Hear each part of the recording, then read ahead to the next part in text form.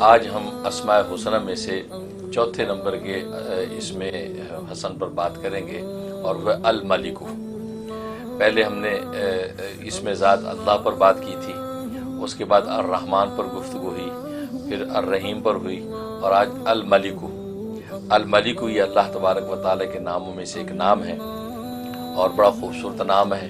اور الملک معنی ہوتا ہے بادشاہ، یعنی مطلق بادشاہ، مطلق بادشاہت اللہ تبارک و تعالیٰ کو سجتی ہے۔ اور الملک جو ہے یہ قرآن کریم میں 5 جگہ آیا ہے۔ اچھا، جیسے قل اعوذ برب الناس، ملک الناس، فتعال اللہ الملک الحق المبین۔ تو یہ ملک 5 جگہ جو ہے قرآن کریم میں آیا ہے، اور یہ بڑا عجیب و غریب نام ہے۔ اس میں بڑی طاقت اور بہت زیادہ دولت ہے۔ اگر کوئی طاقت اور دولت چاہتا ہے تو اس نام کا ورد کرے۔ چنانچہ یہ ہے کہ اگر کوئی چاہتا ہے کہ وہ دولت مند بن جائے، مالدار بنے، تو الملک جو ہے اس کا ورد کرے طلوع شمس کے وقت، زوال شمس کے وقت۔ زوال شمس کے وقت جو ہے یہ 120 مرتبہ اس کا ورد کرے۔ جس وقت زوال کا ٹائم ہو رہا ہوتا ہے اس وقت یہ 120 مرتبہ اس کا جو کرے، اور اول آخر جو ہے وہ 11 مرتبہ جو ہے درود شریف کے ساتھ۔ تو یہ انشاءاللہ، اور یہ 90 دن کی نیت سے شروع کر لے، بہت زبردست کے فوائد ہے کہ انسان کو اللہ تبارک و تعالیٰ مالدار بنا دیتے ہیں۔ اور دوسرا اس کے اندر جو ہے نفس کو قابو کرنے کی بڑی طاقت ہے۔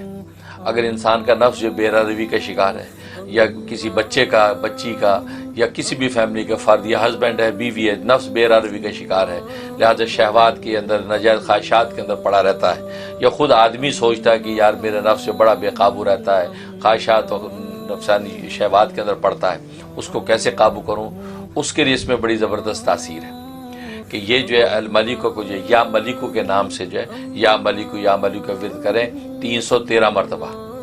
ہاں، اگر اس آدمی کے نام کے اعداد پتہ ہو تو بہت اچھا ہے، تو اس اعداد کے مطابق کرے، ورنہ 313 مرتبہ روزانہ جو ہے یہ پڑھ کے دم کرے، پانی دم کر کے پی لے، اور یہ 92 ڈیز کی نیت سے شروع کرے۔ نفس اس کے قابو میں آ جائے گا، زبردست جو ہے اس کو منافع ہوں گے، روحانی ترقی بھی ہوگی، کیونکہ روحانی ترقی کا مدار نفس کے قابو کرنے پہ ہے۔ تبھی امام غزالی رحمہ اللہ تعالیٰ فرماتے ہیں کہ نفس کی گردن پہ پہلا قدم رکھو تو دوسرا قدم جنت میں ہوتا ہے۔ تو یہ اس کا فائدہ ہے۔ اور تیسرا جو ہے اس کے اندر جو ہے کوئی حاجت آپ کی پوری کرنا چاہتے ہیں، کوئی دلی مراد ہے جو آپ چاہتے ہیں پوری ہو جائے، تو اس کی میں 1 دن کے لیے پڑھنا کافی ہے، اور وہ طلوع شمس کے وقت، جس وقت سورج طلوع ہو رہا ہے اس وقت آپ بیٹھ جائیں، اول آخر 11 مرتبہ درود شریف، اور درمیان میں یہ 3000 مرتبہ پڑھنا ہے، یا ملکو یا ملکو یا ملکو کر کے جو حاجت اللہ کے سامنے رکھ دیں وہ مراد اسی دن پوری ہو جانی۔ یعنی 1 دن پڑھنا کافی ہے، لیکن اگر بالفرض ہماری قلبی قساوت کی وجہ سے وہ اس نام کا اجلال نہیں ہوا، ٹائم لگا، تو 11 دن میں تو کوئی ایسی بات ہی نہیں کہ آپ کی حاجت پوری نہ ہو۔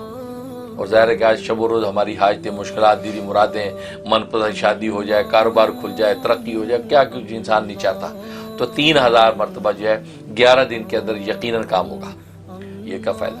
اور ایک فائدہ یہ کہ اگر بادشاہ وقت ہے، اور بادشاہ وقت یہ چاہتا ہے کہ رعایا میری تابعدار رہے، مطیع رہے، فرما بردار رہے، اور جو احکامات جاری کروں اس کو مانے، اور کسی قسم کی مخالفت نہ کرے، خاص طور پہ جو اس کے مخالفین ہیں اور وہ بڑے سرکش قسم کے لوگ ہیں اور من مانیاں کرتے ہیں۔ آج کے زمانے میں آپ اپوزیشن کہہ سکتے ہیں، آپ کی اپوزیشن ہے مثلاً، تو اس کو قابو میں رکھنے کے لیے تاکہ وہ مطیع فرما بردار رہے، اس کے لیے بادشاہ وقت کے لیے زبردست طاقت ہے اس میں۔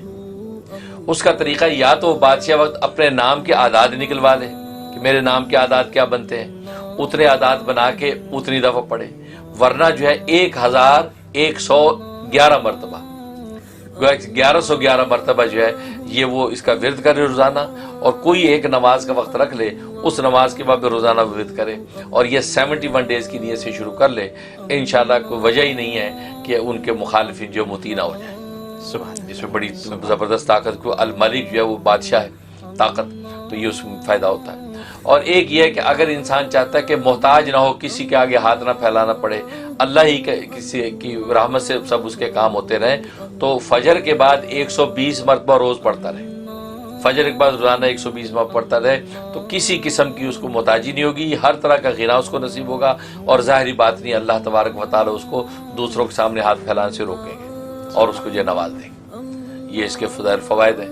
اور جہاں تک خواب میں تعبیر کا تعلق ہے، اگر جب بادشاہ وقت نے خواب میں دیکھا تو اس نام کو سنا یا لکھا ہوا دیکھا، اس کا مطلب اس کی بادشاہت کو اللہ دوام دیں گے، اس کی بادشاہت قائم رہے گی، دائم رہے گی، اور انشاءاللہ یہ پورے جو ہے وہ آب و تاب کے ساتھ اپنی بادشاہت کا وقت پورا کرے گا۔ اور اگر رعایا میں کسی نے دیکھا تو اس کا مطلب ہے کہ اس کو بادشاہ وقت کی اطاعت نصیب ہوگی، کیونکہ بادشاہ وقت کی اطاعت کرنا یہ بھی مستقل ایک عبادت و کار ثواب ہے، اجر کا باعث ہے، تو اس کو اطاعت نصیب ہوگی۔ اور یہ بھی اشارہ ہے کہ اگر اس کے اندر اہلیت ہے تو اللہ تبارک و تعالی اس کو کبھی نہ کبھی بادشاہت کے منصب پہ فائز کر دیں گے۔ اور تیسرا مطلب یہ ہے کہ اگر کسی نے یہ نام لکھا ہوا دیکھا یا سنا تو مطلب ہے کہ اللہ تبارک و تعالی اس کو جو ہے مخلوق سے جو ہے مستغنی کر دیں گے، خالص اپنا محتاج بنا کے رکھیں گے، اور اللہ الصمد کی جو اللہ کی شان ہے اس کا پرتو اس کے اوپر رہے گا، اور یہ کسی کا محتاج نہیں ہوگا اور اللہ کا محتاج ہو کر زندگی گزارے گا۔ حضرت آپ نے جو باتیں کی وہ ایک تو یہ جو مجھے پتہ لگا وہ یہ لگا کہ آپ نے عمران خان کے لیے فارمولہ بتا دیا۔